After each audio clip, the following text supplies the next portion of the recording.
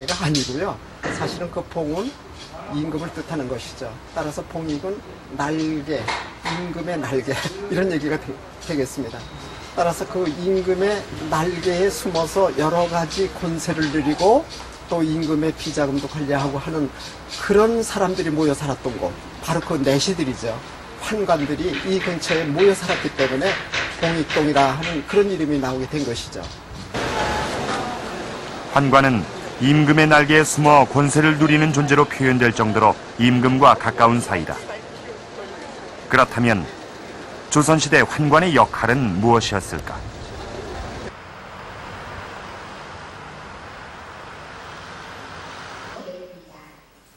조선시대의 법전인 경국대전을 찾아보기로 했다. 경국대전에 내시부란 항목이 나와 있었다. 경국대전에 명시되어 있는 환관의 수는 모두 140명. 한 부서의 관원으론 상당히 많은 수다.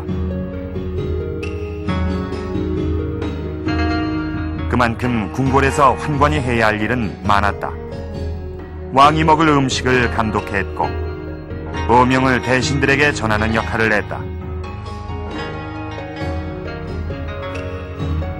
이외에도 환관은 궁궐의 잡일을 맡아 하던 궁궐에선 없어서는 안 되는 중요한 존재였다. 그런데 환관 중에서도 왕실과 밀접한 관련을 맺는 것이 정사품의 상전, 즉 승전색이다. 승전색은 왕 곁에서 왕을 모시는 환관으로 이들에겐 중요한 임무가 주어져 있다.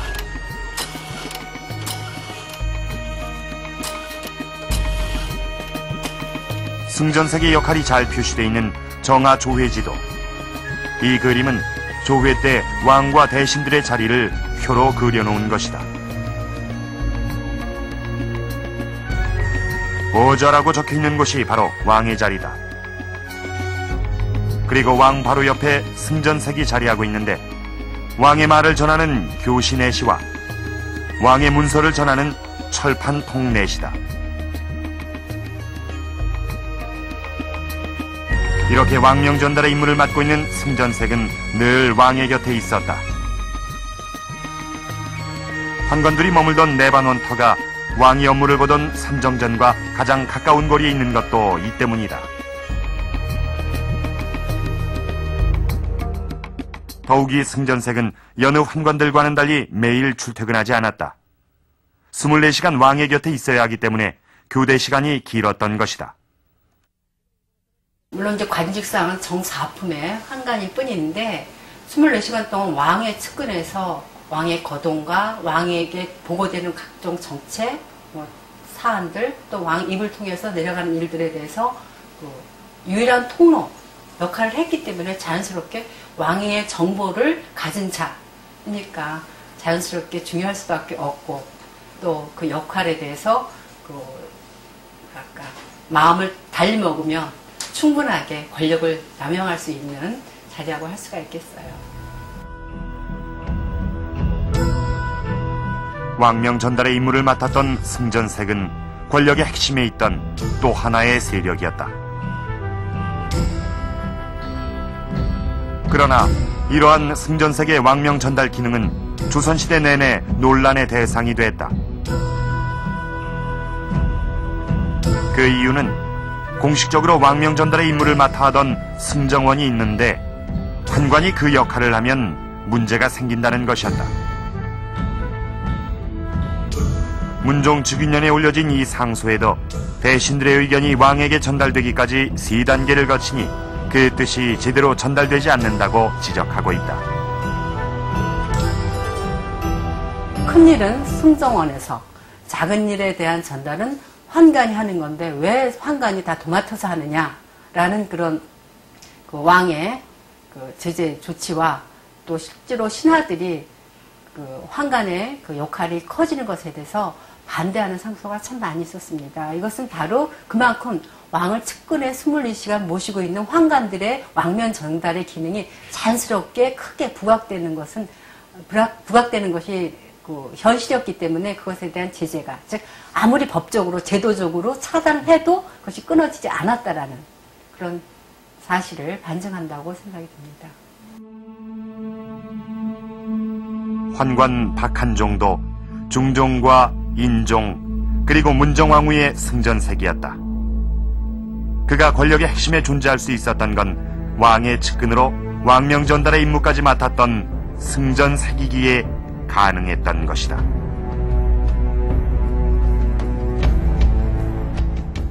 문정왕후가 환관 박한종을 측근에 둔 데에는 또 한 가지 이유가 있습니다. 지금 제 아래쪽으로는 이 궁궐 구조도가 펼쳐져 있는데요.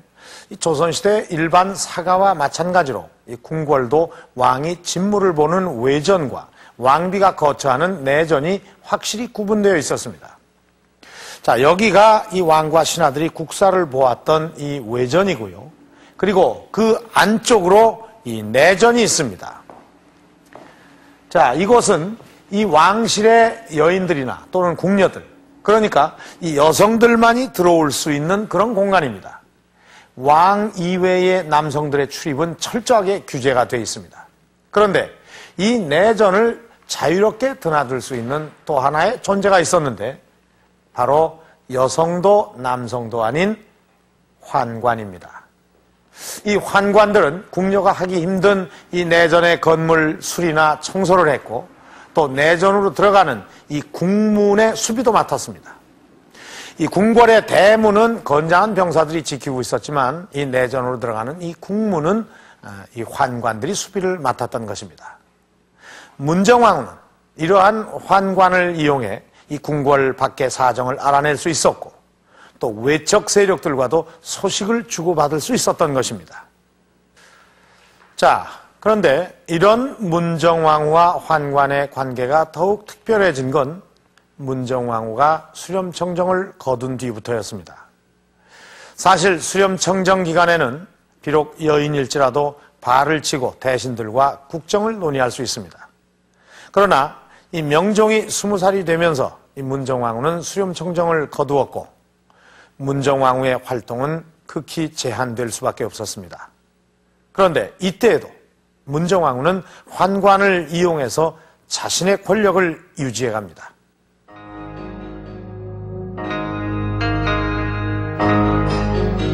경기도 양주군. 이곳에 조선 최대의 사찰이었던 회암사터가 있다.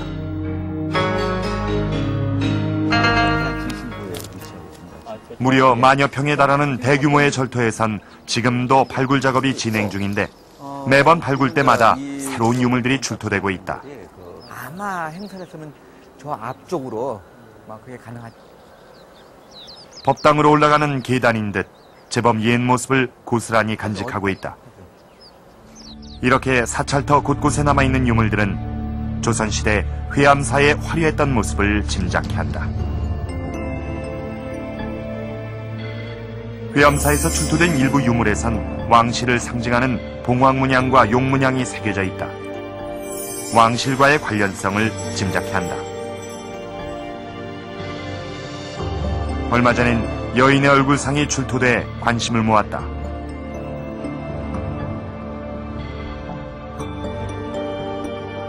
회암사는 문정왕후와도 인연이 깊은 절이다. 보우대사의 문집에 의하면 명종 19년 문정왕후는 대대적인 회암사 재건 계획을 세웠다. 조선이 아무리 이제 성리학적인 국가 통치 이념을